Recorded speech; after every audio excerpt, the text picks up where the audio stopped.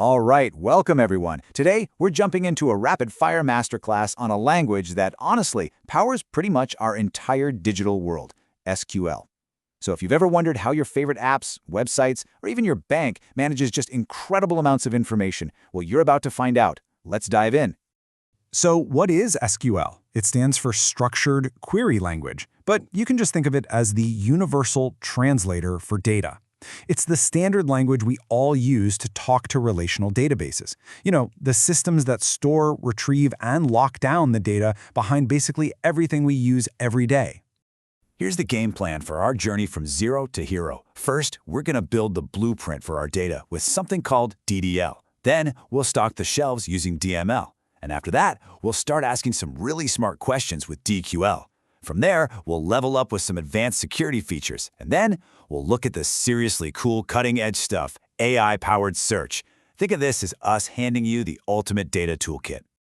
Okay, first tool in the box, DDL, which stands for Data Definition Language. This is our foundation. I mean, before you can do anything with data, you need a place to put it, right? And you need a structure to hold it all together. That's exactly what DDL does. You know, the best way to get your head around DDL is to think about a giant warehouse.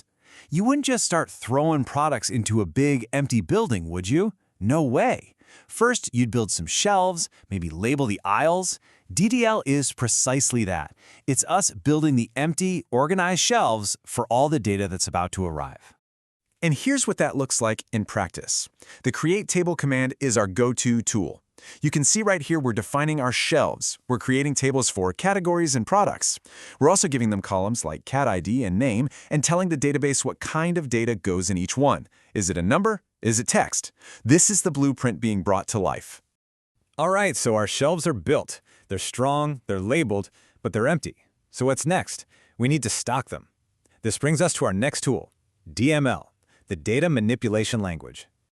So if we stick with our warehouse idea, DML is basically the forklift operator. It's the action. It's bringing the inventory in, maybe changing a price tag on a box, or taking a product off the shelf because it's been sold. DML is what populates our database and makes it a living, breathing thing. And what's really cool is how simple these commands are. The insert command adds new rows of data, like when a brand new product shows up in an online store.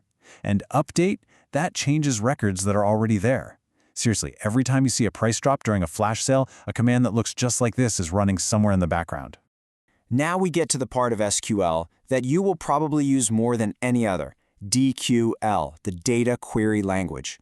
Okay, our warehouse is built, the shelves are stocked. Now it's time to ask some questions and figure out what we've actually got in there. So let's say we peek at our products table. We see the product names, we see their prices. That's all good. But then we see this cat_ID column, and it's just full of numbers, like 10 and 20.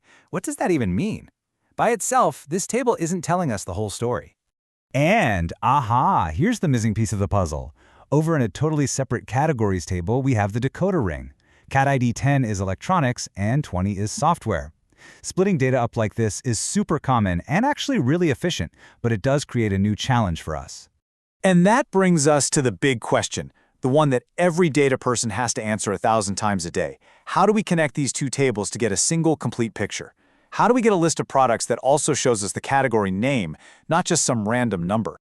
The answer is the join operation, and trust me, this is pure SQL magic. Just look at that on clause. It's giving the database a really simple instruction. It says, hey, for the iPhone 15, its cat ID is 10.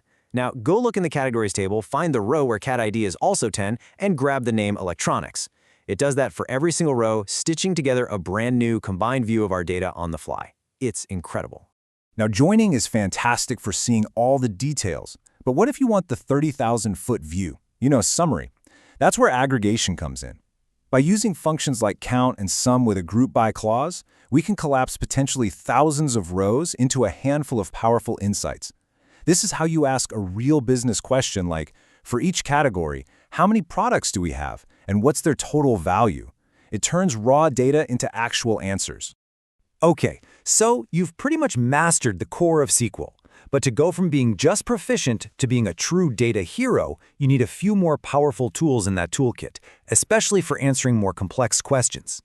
So let's compare what we just saw, aggregation, with a more advanced idea, window functions. Remember how aggregation squashes a bunch of rows into a single summary? Well, a window function performs a calculation across a set of rows, but, and this is the absolute key, it gives you back a value for every single row. It doesn't collapse anything. And you can see just how powerful that is right here. A window function like rank is perfect for making those top 5 or top 10 reports. It looks at all the products, sorts them by price, and then just adds a new piece of information, the rank, to each one. We still see every product, but now we know exactly where it stands in the lineup. Of course, a powerful database also has to be super reliable and totally secure. So let's talk about two crucial concepts. For reliability, we have TCL, or transaction control. Think of commit and rollback as an all-or-nothing guarantee for things like a bank transfer. It either all happens or none of it does. Then for security, we have DCL, or data control. Commands like grant and revoke are basically the database's bouncer, deciding who gets in and what they're allowed to do. And we can see them in action right here. This grant statement is basically giving the sales team a key, but that key only lets them view the products table, not change it. And commit? That's the final save button on a big transaction, making sure all those changes are locked in for good. It just goes to show you that reliability and security are baked right into the language itself. All right. Last but not least, let's look at the future. Because SQL isn't some old, dusty language. Far from it. It is constantly evolving. And right now, it's plugging directly into one of the most exciting technologies on the planet, artificial intelligence.